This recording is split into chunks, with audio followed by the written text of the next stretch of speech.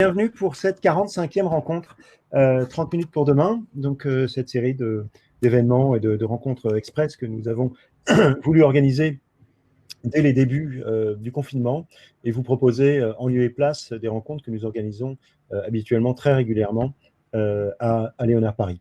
Comme vous le savez, nous avons fait alterner des présentations qui portaient soit sur la crise et le regard qu'on pouvait porter sur la manière dont elle se déployait en ville, ou encore sur les transformations qu'elle induirait dans les façons de concevoir et de construire ces villes. Nous avons aussi régulièrement donné la voix à des personnes qui continuaient de nous ouvrir un peu des avenues prospectives sur les métiers précisément des villes et des territoires tels que nous les observons, commentons et préparons à Léonard.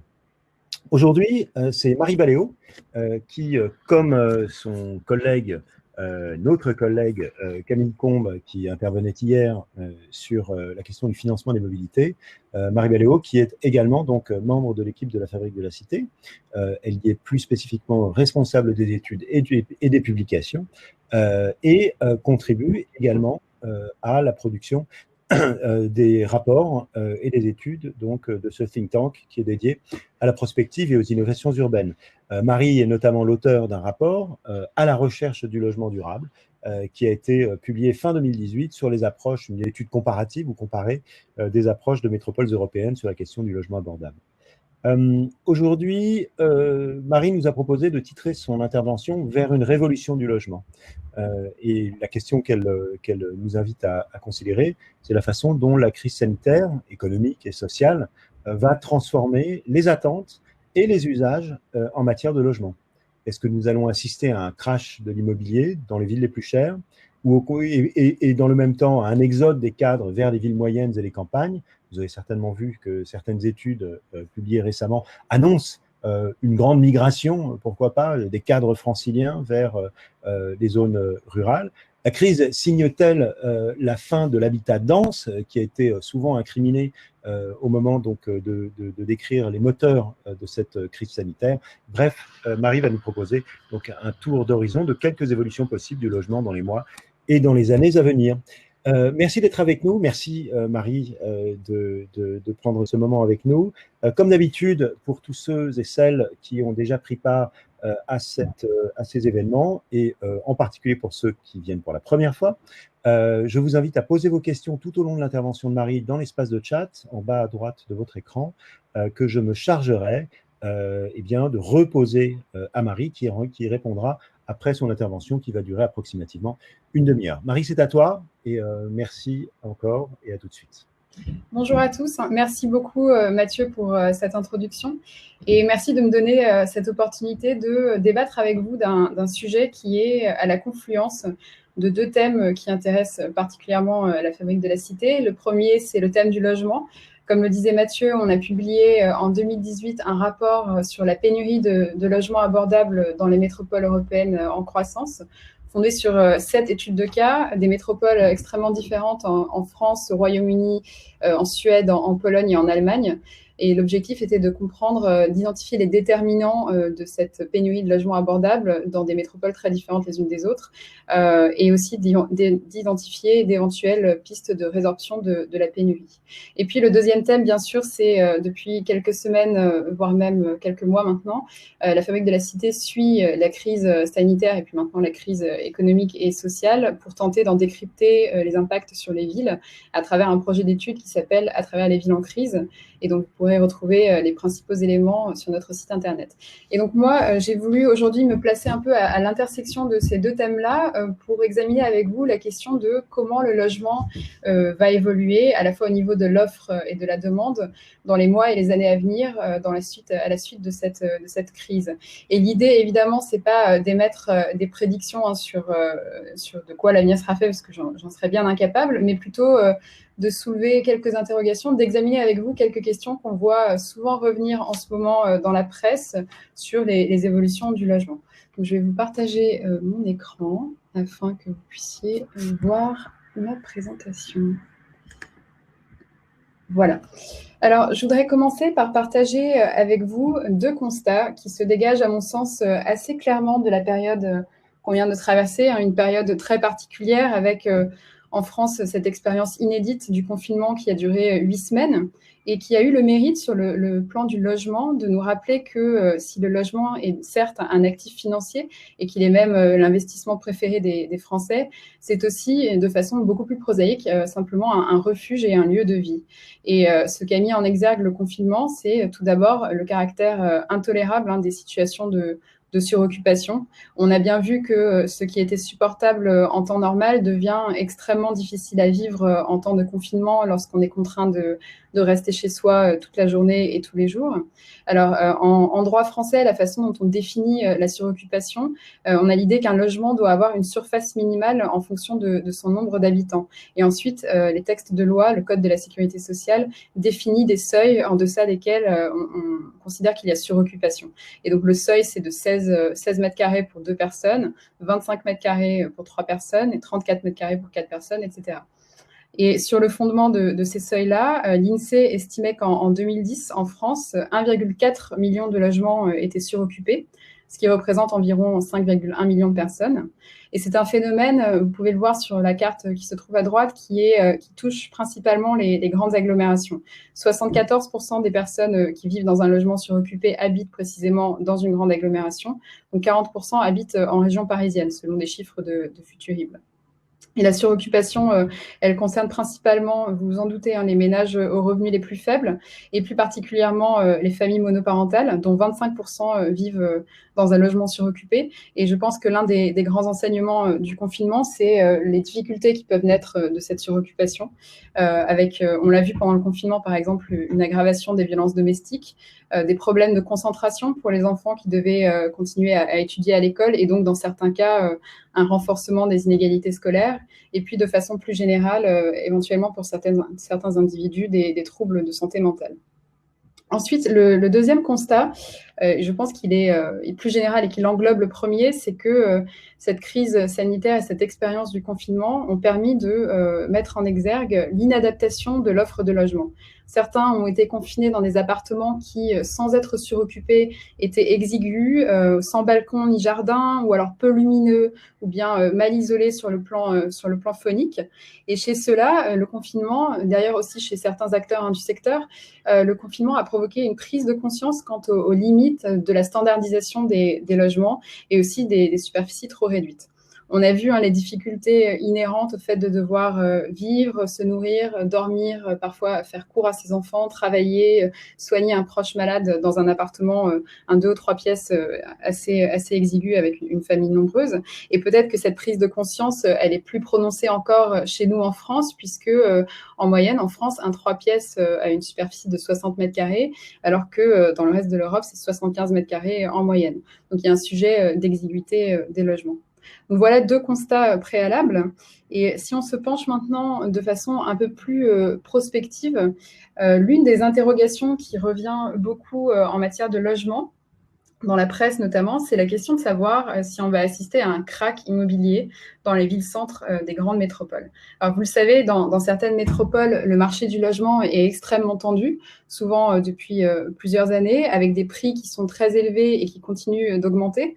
Paris en est bien sûr l'exemple le plus frappant et un peu caricatural. Paris se détache très nettement des autres métropoles, avec des prix qui ont dépassé l'an dernier 11 000 € du mètre carré en moyenne, comme vous pouvez le voir sur la carte de gauche. Alors la question que se posent certains commentateurs, c'est de savoir si la crise d'abord sanitaire puis économique, qui ne fait que démarrer finalement cette crise économique, peuvent marquer la fin de ce qu'on qualifie parfois de bulle parisienne, comme l'anticipait d'ailleurs un édito du Point qui parlait il y a quelques jours d'un krach comparable à celui qui a déjà frappé les marchés boursiers. Alors c'est une vraie question. Moi, je pense qu'a priori, certains arguments pourraient laisser penser que oui, on peut se diriger vers ça. Par exemple, si on considère qu'avec la crise économique, il va y avoir une augmentation massive du chômage et donc une diminution du pouvoir d'achat et de la demande, on peut imaginer que certains ménages reportent, voire simplement annulent leur projet d'acquisition d'un logement. Il y a un autre facteur aussi à garder à l'esprit, qui est que les banques pourraient se montrer un peu plus frileuses lorsqu'il s'agit d'accorder des prêts immobiliers. Et on assiste d'ores et déjà à une légère remontée des taux d'intérêt, qui était très bas depuis très longtemps et qui s'élevait par exemple, pour mémoire, l'an dernier, pour un prêt sur 20 ans, à 1,10 à 1,20% environ. Et d'ores et déjà, en décembre, donc avant la crise sanitaire, le Haut Conseil de stabilité financière recommandait aux banques de se montrer plus prudentes. Et on pouvait noter déjà bien avant la crise qu'une partie des acquéreurs avait déjà été exclue des marchés. Par exemple, meilleurtaux.com rapporte que près de 200 000 ménages, surtout des primo-accédants, des emprunteurs modestes et des petits investisseurs, qui auraient été financés au début de l'année 2019, ne l'était déjà plus début 2020, donc quelques mois avant le début de la crise sanitaire en France. Donc ça, c'est des chiffres à l'échelle nationale, et cette tendance, elle pourrait se confirmer et rendre les projets d'achat plus difficiles à concrétiser dans l'ensemble, surtout si on conjugue ça à la future diminution des revenus des ménages. Mais dans le même temps, il est possible que pour autant, ces différents facteurs-là ne suffisent pas à faire chuter les prix dans des marchés extrêmement tendus comme Paris. Parce que si la récession qui s'annonce devrait effectivement emporter des conséquences très négatives sur l'emploi, sur les revenus, sur le pouvoir d'achat, ça n'affectera pas forcément les ménages qui veulent acheter à Paris, qui sont souvent des ménages avec un profil d'achat très particulier. Ce sont des ménages avec des emplois qualifiés, des revenus élevés et qui souhaitent acheter des petites surfaces. Et du côté de l'offre, un autre facteur à garder à l'esprit, c'est que dans des marchés comme Paris, le neuf, on sait qu'il y a des chantiers qui ont été gelés pendant un certain temps pendant le confinement, le neuf ne représente qu'une partie infime du parc de logement, c'est 0,01% à Paris. Et donc, on ne devrait pas voir de diminution de l'offre de ce point de vue-là. Et Robin Rivaton, qui est spécialiste de toutes ces questions d'immobilier et qu'on recevait il y a quelques semaines à la Fabrique pour ce projet à travers les villes en crise, souligne d'ailleurs que les vendeurs sur le marché parisien, ce sont des ménages qui souvent, après avoir eu 1 ou 2 enfants, ont envie de partir vers les couronnes. Et pour eux, le projet de vente n'est pas forcément, d'achat plutôt, n'est pas forcément remis en cause par la crise, donc pas de diminution de l'offre à prévoir de ce point de vue-là. Et Robin Rivaton précise également que sur la question des résidences secondaires, il y en a 100 000 à Paris, certains propriétaires âgés pourraient avoir envie de fuir la densité, et ça j'y reviendrai d'ailleurs sur la question de la densité, mais pour autant, ils ne braderont pas leurs biens. Et enfin, le dernier élément qui est également très important, c'est qu'à Paris, il y a toujours eu un très, très fort déséquilibre entre l'offre et la demande. En moyenne, en France, pour un vendeur, vous avez 10 acquéreurs. À Paris, vous en avez 90. Donc, même s'il y avait une baisse importante de la demande, le déséquilibre, l'équilibre continuerait d'être très favorable aux vendeurs. Il y a quelques jours, Alain Dinin, qui est le PDG de Nexity, déclarait dans le JDD anticiper une probable baisse de 10 à 15% des prix les plus excessifs dans certains arrondissements de Paris, mais le rééquilibrage, entre guillemets, ne devrait pas aller plus loin que ça. Et d'ailleurs, on note déjà depuis le déconfinement une forte reprise des visites d'appartements et de logements à Paris qui ont repris à hauteur de 50 à 70% de leur niveau d'une semaine avant le confinement. Donc, autant d'éléments qui laissent penser qu'on peut en débattre, mais qu'a priori, il n'y aura pas de diminution significative des prix dans des marchés extrêmement tendus comme Paris. Alors ensuite, l'autre question dont je voulais débattre avec vous, c'est la question de savoir si on va assister à un exode des cadres vers les campagnes à la faveur du télétravail. Alors la thèse, vous la connaissez bien, c'est les urbains qui ont goûté aux joies du confinement à la campagne et ceux qui, au contraire, ont pu faire l'expérience de tous les désagréments de la vie en ville, c'est-à-dire l'exiguïté des logements, la promiscuité, sans avoir pour autant les contreparties habituelles, c'est-à-dire l'accès à l'espace public ou l'offre culturelle. Ceux-là ont envie d'un changement de vie qui pourrait les conduire à quitter les villes-centres des grandes métropoles pour des espaces moins denses. Et d'ailleurs, on le sait, la maison individuelle représente pour les Français l'habitat idéal pour 71% d'entre eux. Et d'ailleurs, une étude du Forum Vie Mobile menée le mois dernier montrait qu'à la suite du confinement, un quart des Français déclaraient vouloir déménager. Et ça s'élève à 40% chez les Parisiens. Et pendant le confinement, d'ailleurs, le taux de consultation des annonces de maisons à vendre a explosé. On l'a beaucoup vu dans la presse. Donc, on constate un regain d'intérêt à la fois pour les petites villes et les villes moyennes et pour les maisons de campagne. Ensuite, la vraie question, c'est de savoir s'il s'agit là d'une vraie tendance ou d'un épiphénomène ou de quelque chose qui va rester au stade de l'aspiration sans jamais se concrétiser. Et ça, évidemment, c'est difficile à dire, mais je pense on peut déjà émettre quelques constats.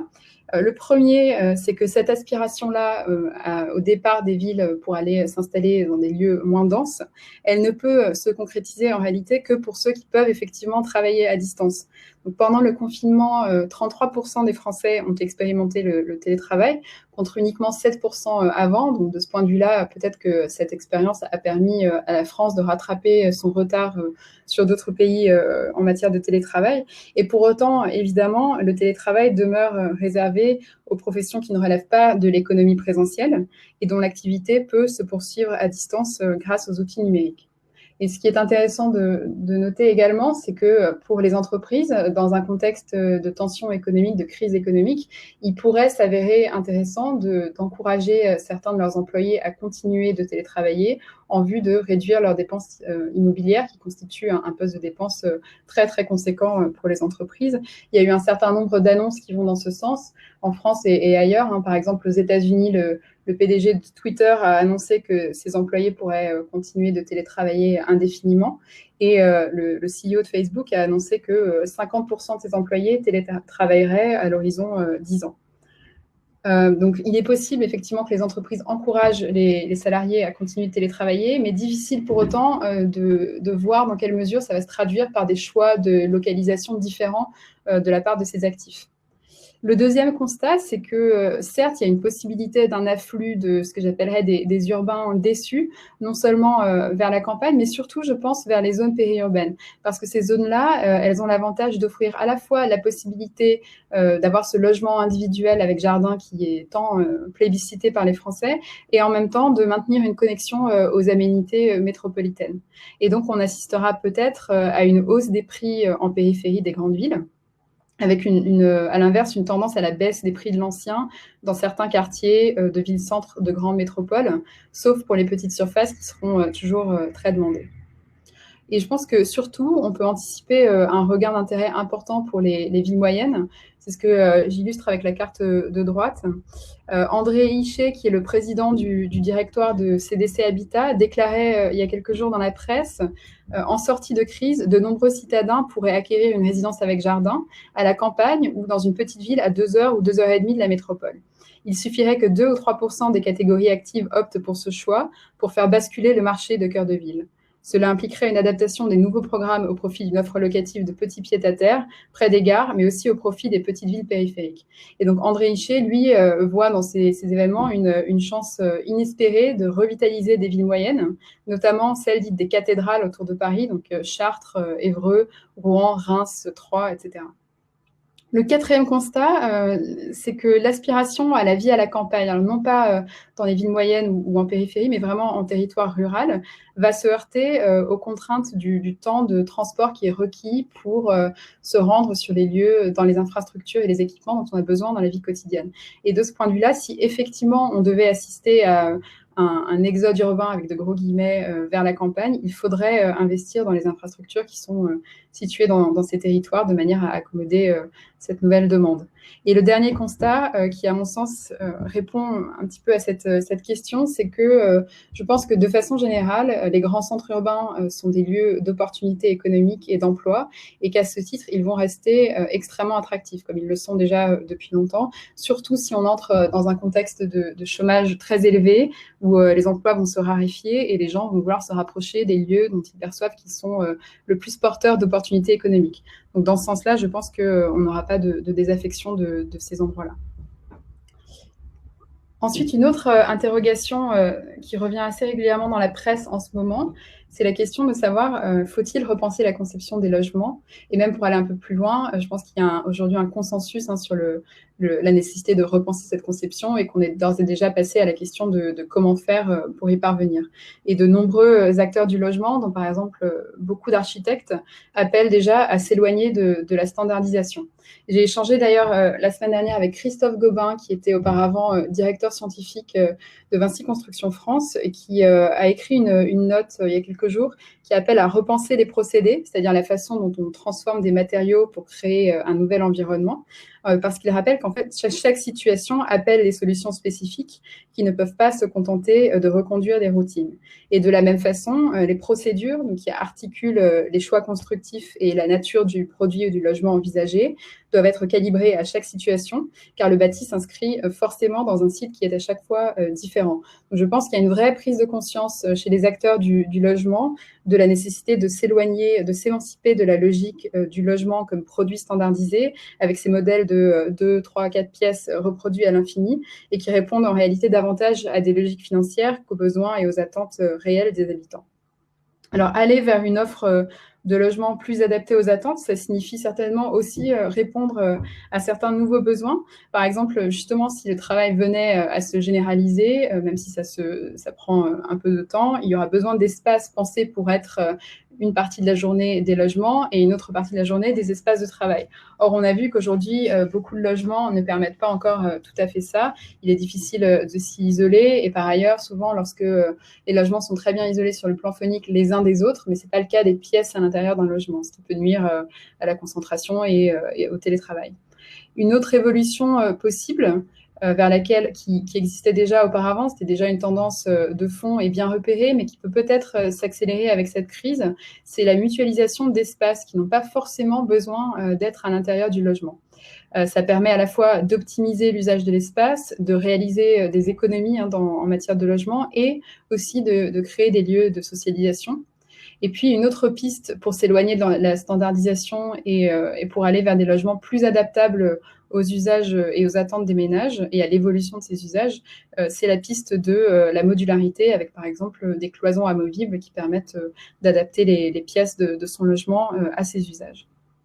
Et enfin, je pense que la dernière évolution notable en matière de conception des logements qui pourrait s'accélérer à la faveur de cette crise, c'est la réflexion sur les interactions entre le logement et l'espace public qui l'entoure.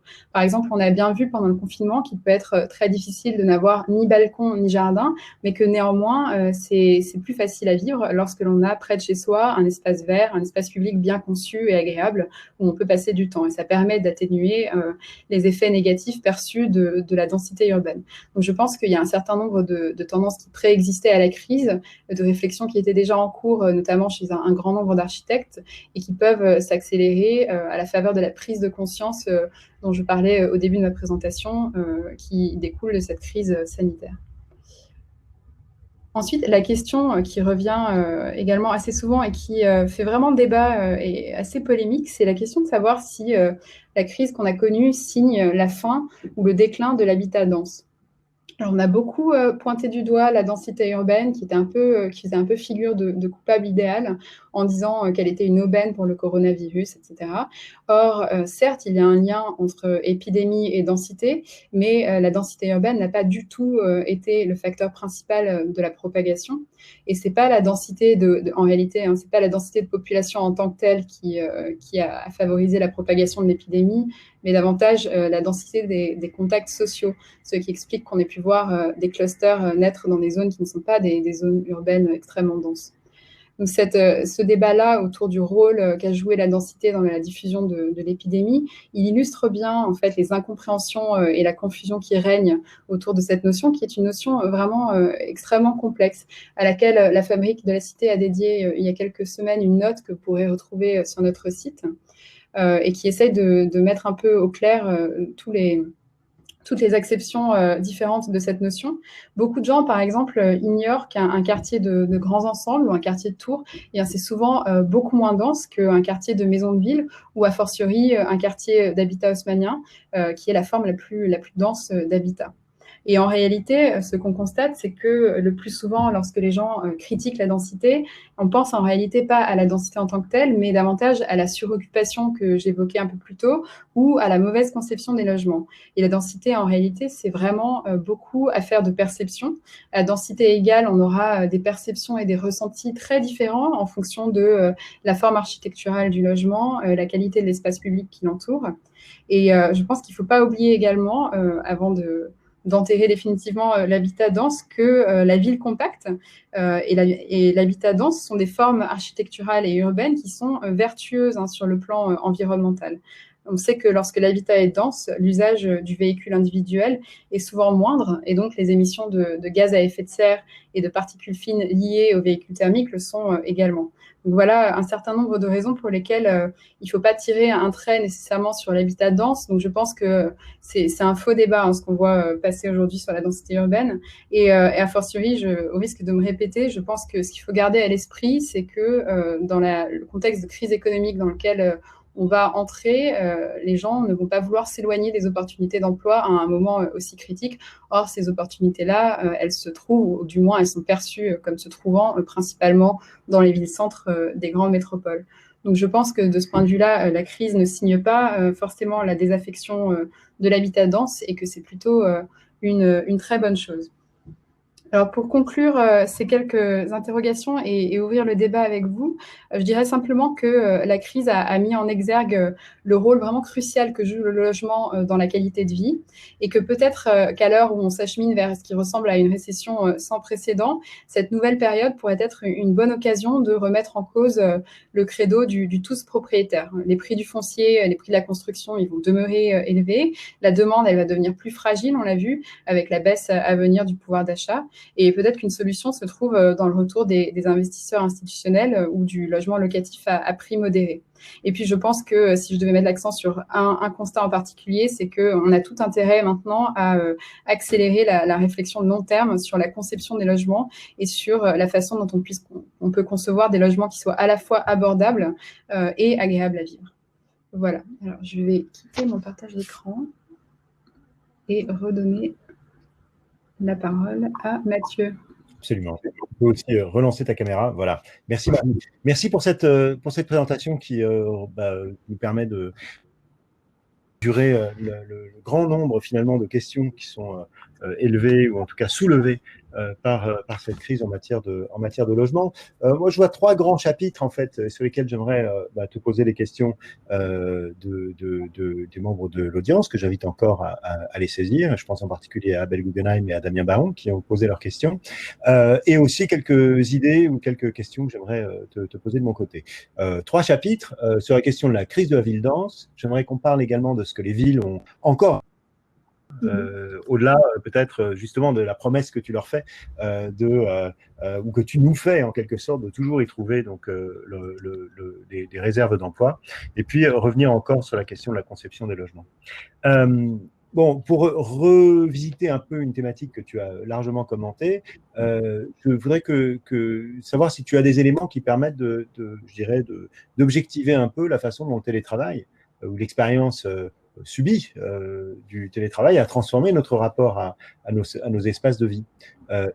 Donc, pour parler de l'intérieur du logement, et pour parler de l'extérieur, est-ce qu'au fond, on n'est pas face à une forme d'accélérateur donc de l'étalement urbain, qui est le corollaire, bien évidemment, de cette idée que tu as, qui est bien dans l'air, que de plus en plus d'urbains pourraient se laisser tenter à vivre donc, dans des zones moins denses.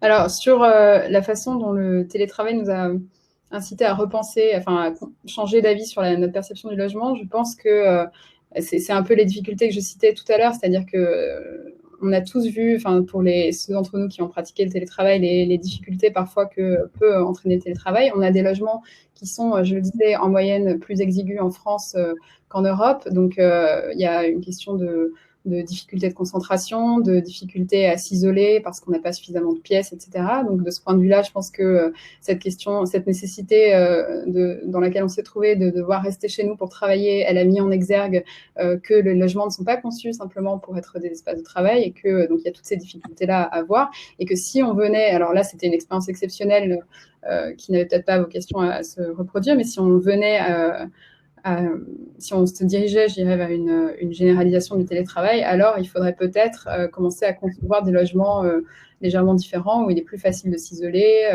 Il y a aussi une question de connexion des logements à Internet. Il y a beaucoup de logements qui n'ont pas, de ménages qui n'ont pas une bonne connexion à Internet aujourd'hui, et ça, c'est absolument nécessaire quand on veut télétravailler. Donc, je pense qu'il y a un certain nombre d'ajustements qui seront nécessaires si on veut pouvoir assister à une généralisation du télétravail qui se passe dans de bonnes conditions et qui ne conduise pas à une sorte de burn-out des salariés qui sont à la maison avec leurs enfants, dans la même pièce, où il y a du bruit, c'est difficile de se concentrer, etc.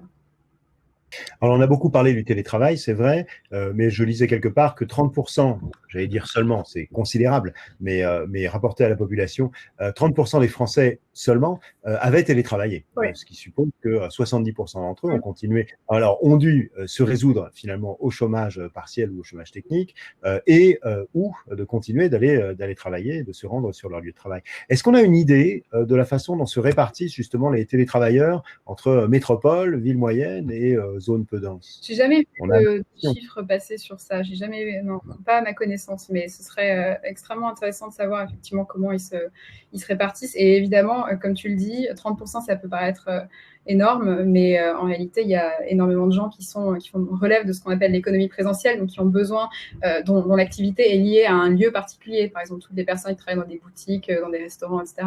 Et pour eux, évidemment, le télétravail, c'est inenvisageable. C'est totalement, voilà, c'est pas possible.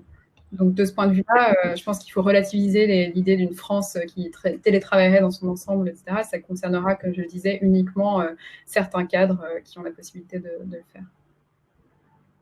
Alors, Camille, pendant ce temps-là, souligne qu'il y a un particularisme parisien en matière de télétravail, donc on en parle à l'instant, et il nous renvoie à la note que la Fabrique de la Cité a publiée sur le sujet. Si Camille a le lien sous la main, je l'encourage à le partager sur le chat, et sinon je le retrouverai moi-même. Voilà. Une autre question, puisque Marie, je sais que l'étude que tu avais faite de la question du logement abordable était à l'échelle, de l'Europe.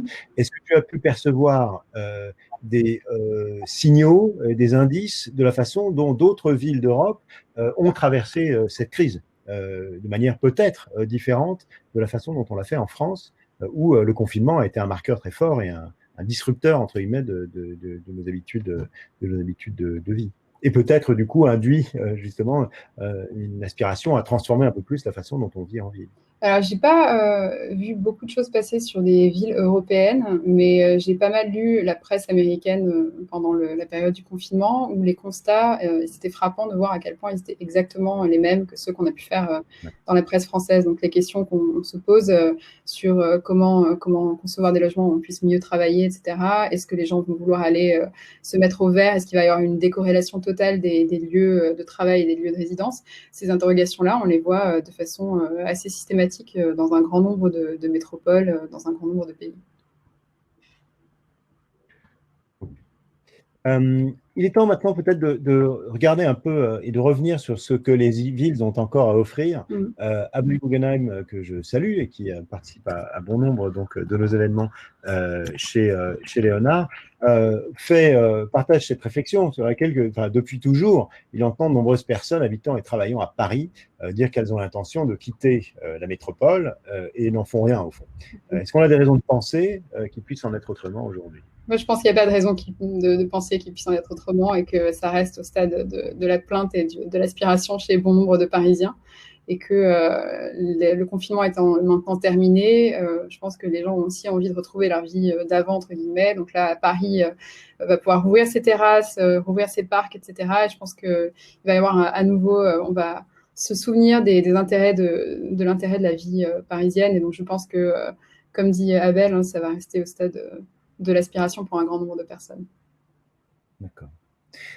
D'après ce que j'ai compris de ton exposé, s'il y a un moteur de la satellisation entre guillemets des classes moyennes ou de leur, j'allais dire un mot un peu fort d'expulsion, ou en tout cas s'il y a un moteur pour ce mouvement centrifuge finalement des classes moyennes qui échapperait ou s'échapperait des centres des villes, ça resterait au fond le prix du logement, comme on a pu l'observer au cours donc des dernières décennies. Est-ce que on peut imaginer que ce facteur reste stable en quelque sorte et que les prix restent élevés et qu'il puisse se combiner finalement aux nouveaux attraits des zones peu denses qui ont pu peut-être donc se réaliser aux yeux d'un certain nombre de personnes qui ont fait cette expérience d'aller se confiner en province? Oui, alors je pense qu'il n'y a pas de raison d'anticiper une quelconque diminution des prix dans des marchés extrêmement tendus que sont les villes-centres des grandes métropoles, ni en France, ni à l'étranger, parce que cette hausse des prix et ce niveau de prix, il est dû à l'attractivité précisément de ces métropoles. Et cette attractivité, en réalité, c'est une bonne chose, c'est signe de vitalité économique. Et simplement, le problème auquel font face ces métropoles, ces villes-centres, c'est qu'elles n'arrivent pas à se doter d'un parc de logements abordables qui soit dimensionné suffisamment, enfin, qui soit à la taille requise pour accommoder toute cette demande. Donc, je pense que les prix du foncier étant toujours très élevés, il n'y a pas de raison d'anticiper une diminution des prix dans ces lieux-là. Et je pense que par contre, la piste de la revitalisation de la ville moyenne, elle est très intéressante.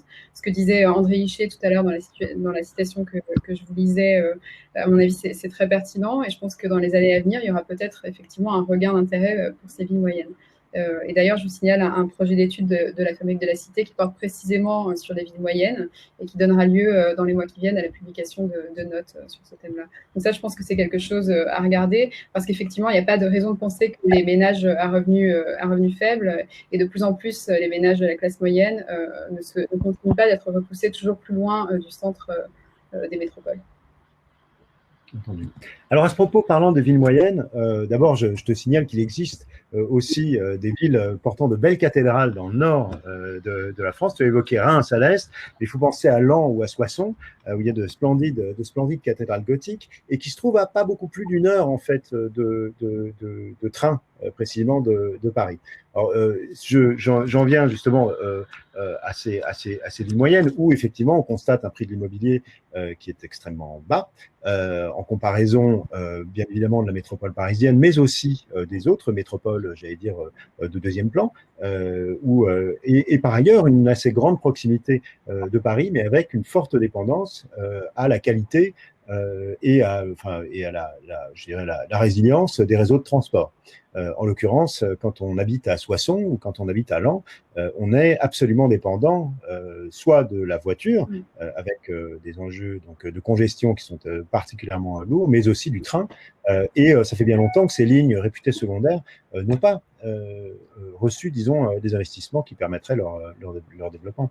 Est-ce que ces investissements, on les voit venir dans les années qui viennent? Est-ce que cette crise peut en constituer finalement un accélérateur? Ouais, je pense que effectivement, si on voit un mouvement de déplacement de certaines populations vers ces villes moyennes, on ne pourra pas échapper à des investissements requis pour les doter des infrastructures de transport nécessaires, ça c'est sûr. Et il faut veiller à ce que s'il doit y avoir ce mouvement de population vers les villes moyennes, ça ne signifie pas un usage accru du véhicule avec toutes les externalités négatives que ça induit en termes environnementaux. Donc ça, je ne peux pas prédire l'avenir, mais je pense qu'effectivement, la nécessité d'investir dans les infrastructures de transport dans ces villes moyennes-là, et Camille me corrigera dans les commentaires si je dis n'importe quoi sur la question de mobilité, mais on ne pourra pas faire l'impasse sur ces investissements-là. Et pour ceux qui n'étaient pas là hier, c'est le moment effectivement de faire le lien avec l'étude qui a été présentée donc hier par Camille Combes sur la question du financement de la mobilité post-carbone et qui se trouve en page d'accueil du site de la Fabrique de la Cité, lafabriquedelacité.com, et que je vous invite toutes et tous à aller consulter. Et il est intéressant de voir que les deux thématiques sont bien évidemment, et c'est quelque chose qui est souvent dit par la Fabrique de la Cité, intimement liées, cette question précisément du logement et cette question du transport et des infrastructures de transport. Pour finir avec les questions qui ont été partagées à ce stade, et je vous invite encore une fois à ne pas hésiter à poser vos autres questions à Marie. Une remarque de Damien qui souligne que si les logements doivent être repensés et conçus différemment, et sachant que la part du logement neuf dans le parc de logement est très faible, de l'ordre de 3% par an de renouvellement, il faudrait voir sans doute l'avènement, disons, d'un gros enjeu, on pourrait dire industriel, d'évolutivité des logements et donc des travaux de rénovation des logements donc, dans les années à venir. Est-ce que la rénovation et le rythme de rénovation donc, des logements s'opère au rythme du désir de ville qu'il peut y avoir donc aujourd'hui tel qu'il s'exprime en métropole et au fond que peuvent les collectivités, les aménageurs, les promoteurs ou encore les constructeurs pour justement repenser un peu ces espaces-là?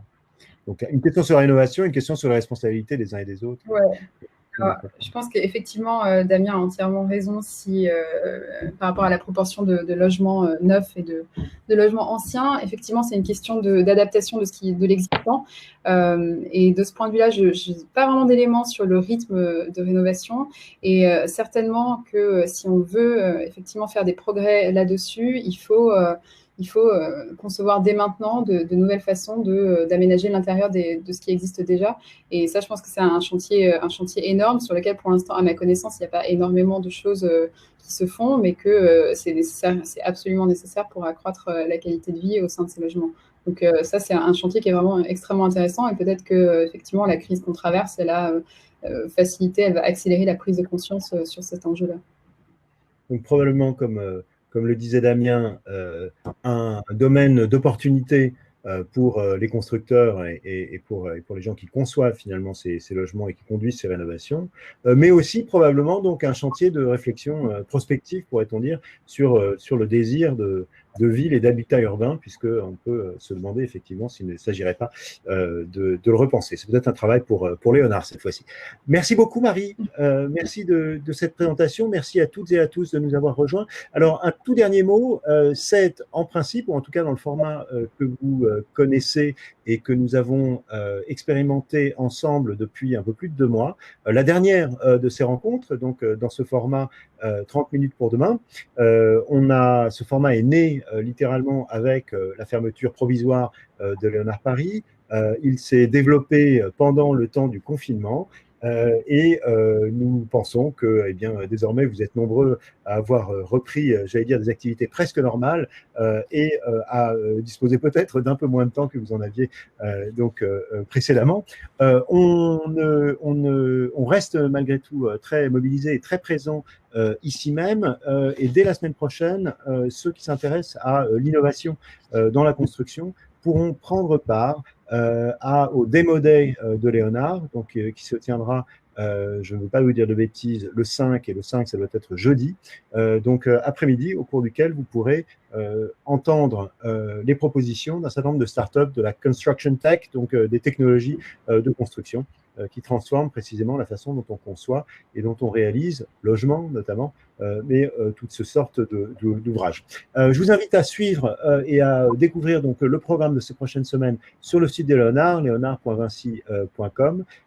Et le 4, merci Julie, c'est le 4, et à partir du 5, vous aurez une conférence par jour vous présentant encore une fois les propositions de valeur d'un certain nombre donc, de startups et la façon dont elles ont collaboré avec des équipes précisément des entreprises de Vinci. Voilà, donc n'hésitez pas à découvrir ce programme sur le site de Léonard, à vous inviter et à vous abonner au newsletter de la Fabrique de la Cité qui continue de couvrir le sujet des villes en crise, et à vous abonner également à la newsletter de Léonard qui annoncera l'ensemble donc de ces prochains événements. À très bientôt à tous. Et oui, Sylvain, il y aura une captation vidéo. Il y a déjà des captations vidéo qui sont toutes disponibles pour tous les événements, quelques heures après chacun de nos événements, sur le site de Léonard. Cherchez le replay sur léonard.vinci.com.